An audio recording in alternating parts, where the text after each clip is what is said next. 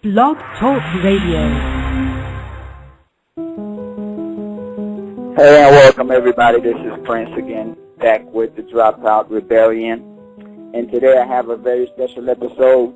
Well, not really that special, it's just what we got to do since we broadcast every day. But what I'm talking about today, the topic at hand is whether school is the only source of an education. See, the first thing you hear when you tell people that you're thinking about dropping out of school or even considering the idea is that you shouldn't turn your back on an education. That, you shouldn't stop, you shouldn't be uneducated. You should follow through with your education. Now, this is forgivable that people say this because most of us have endured year after year of schooling. So it becomes almost impossible to think outside of that frame of reference. But let me ask you this, though. How do kids learn to walk and talk? And as essential as those skills are to society, society wouldn't function if people didn't learn how to walk or talk. Why is it that the government hasn't institutionalized the process for children to learn to walk and talk? You see, somehow almost every child, if left alone, will learn in the presence of active adults. So all they have to do is watch those people do what they want to do, and humans are naturally built to mimic their behavior and learn how to do the same thing. This is how education happens, by actually watching people do the things you want or you need to learn to do, and by trying to do them yourself. That's why children walk around, stumble on their knees for months before they finally learn how to walk. You don't have them sitting in the classroom with someone telling them how to walk. That doesn't happen. They will never learn that way. And if you started a classroom where you sat a bunch of infants and tried to teach them how to walk, you would actually retard the process of them learning how to walk by just letting them play around in the house. So please go ahead and call in. This is the Dropout Rebellion, and today we're talking about if school education is the only true education, or if maybe there are alternatives or ways where people could begin to educate themselves that are not so much dependent on being in school. See, in nature, specialization does not happen the way that it's done through schooling. In nature, and as an example, let me use someone who has a particular interest in music, let's say. Well, if that person makes it a habit to constantly improve their skills and understanding of music through either constant practice, reading books, watching tutorials, playing with local bands, getting together with their friends, whatever it is, if they make that a constant habit and stay on the topic, they will inevitably end up studying other fields. Music leads you to other stuff. So you may get into poetry, writing, sound engineering, how to build a studio. That might get you into the technical aspects of it. So there's no telling where you're going to end up when you start with one thing. Like me, for instance, I started out making beats. I just like making beats. But over the years of making beats and dealing with people who use instrumentals, I get into writing songs, I get into poetry, I get into everything else that's involved in the business. I get into running the studio, I get into being a sound engineer, I get into promoting shows, booking events, doing everything else, simply because I have a natural interest in making beats. And by me constantly making beats and getting better at it, I run into people who are doing other things around those beats. And I have no choice but to get involved with them and see what they're doing, and I might get involved in it. So, constant practice in any skill will lead you into other skills. See, boredom is the natural educator because we can't sit still and just do nothing. We have to constantly be engaged in something, whether positive or negative. And whenever we're actually engaged in something, we have no choice but to learn. And in essence, we are practicing that skill. You see what I'm saying? So if you spend all your time playing video games, then that is the skill set you are building. And while you're playing video games, you have no choice but get better at them, or else you wouldn't keep playing them. So no matter who you point to on this planet, there's something that they will spend their time doing inevitably. That's why boredom is the natural educator, because it pushes you to do stuff, to try things, just because you're bored. And once you try things, you notice that you get better over time. You may be a little better than other people, or it may come easier to you. So you like it more than other people do. So you may be able to spend more time doing that same thing that other people only try for 5-10 minutes and give up. Maybe that's your natural skill. And eventually you will run into something like that. Boredom won't lead to not doing those things. So, using the example of a gamer, once you play enough games and spend a lot of time playing games, you get bored within playing games, so you start looking for new games to play, other types of games to play.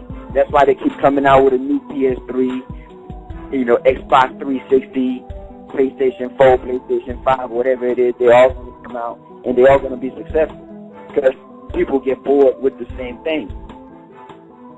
But over time of playing video games, what's going to happen to you is not only are you going to want to play other games, but you're going to find other things within that interest, within that task that are interesting. Like, you might become interested in making your own games, which is common. After playing enough games, you start thinking of your own games, or you start thinking of ways to improve games that are already out there. And if you have enough interest into it, or you find that you have a natural skill in doing that, that's how education happens in nature. You may also be interested in graphics. You may find that you like the music and sound effects. But pretty much everything you get into branches off into you having to learn something. And when you go far enough with it, and when you get good enough at it, you eventually end up going back to the academic field of learning. A nice analogy I just came up with for this is the comparison of monoculture and permaculture. You see, monoculture farms spend all their time growing one crop in mass, leaving the field vulnerable to pest attacks because it's just acres and acres of the same crop.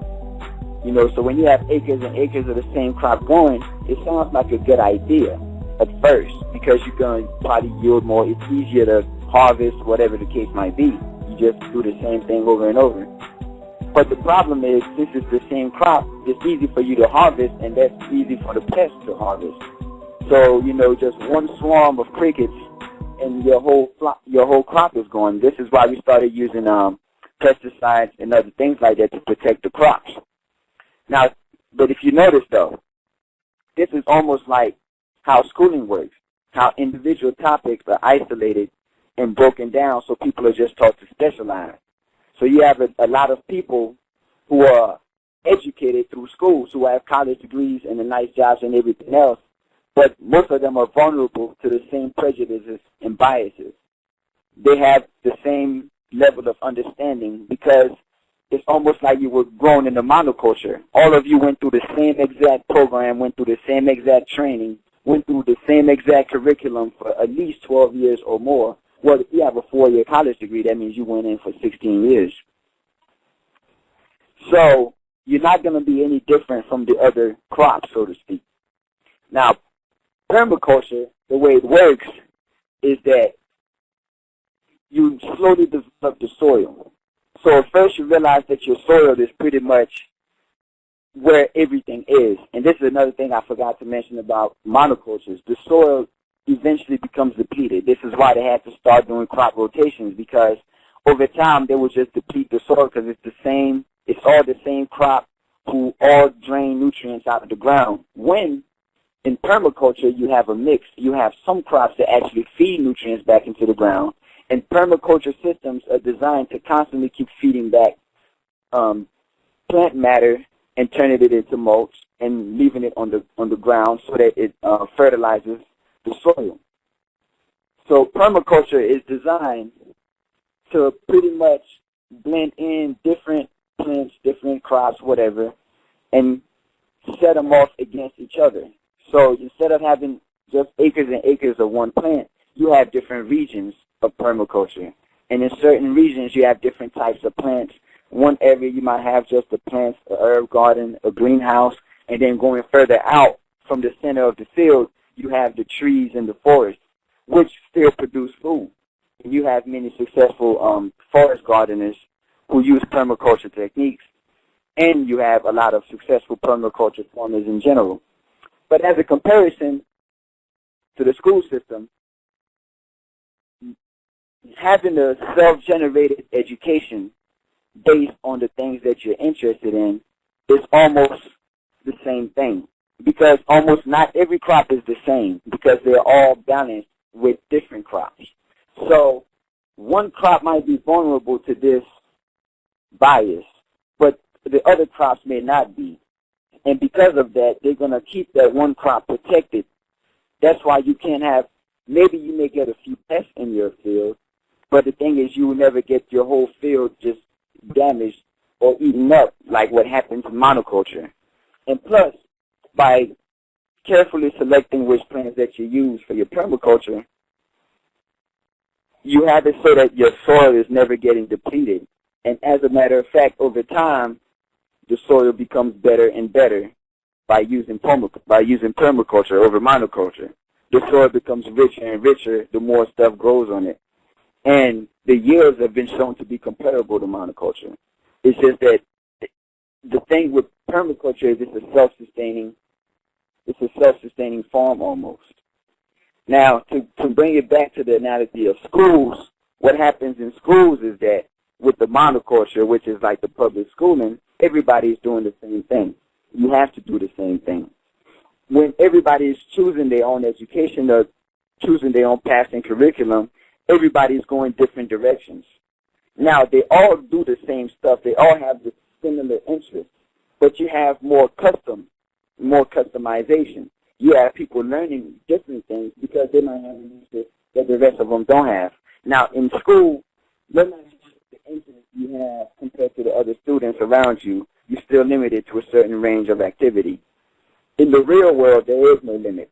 There are thousands of things you could literally pick up, start doing, and turn into a career. There is really no limit. And that's one of the side effects of having a schooling system. So if you have an opinion, if you agree or disagree or have anything you want to say about this, please call in to 646-716-9094. And we're talking about whether school is the only place to get an education or if you could actually find ways to educate yourself. Another topic that I wanted to touch on in this episode is pretty much the way that dropouts have a tougher time selecting the path for themselves. And here's my point. In school, it's kind of easy. It's easy when you have passivity. All you have to do is show up and do what you're told. That's real easy. Almost anyone could do that. You see what I mean? Except for the select few who just can't sit back and take that, who have to actually get up and do something else. They can't sit back and wait 10 years for this teacher to make this point that they know is going to be irrelevant down the road.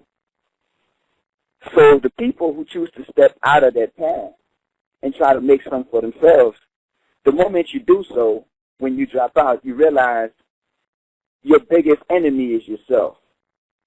And that's why a lot of people do not really work for themselves. Because the lack of motivation for you to get up and do the same thing every day or every week to be consistent in something without seeing immediate results is hard to do. And people think that, students going to school, they're not doing it for immediate results. They're doing it for the long term. But in reality, no, it's not. Most of your time when you went to school, you did it because you were immediately being forced to go to school. It wasn't like, if you go to school now, next week you won't have to or something like that. No. It was you go to school now because you have to. That's what kids do. If you don't go to school, your parents get in trouble or something. Unless if you happen to have some enlightened parents who know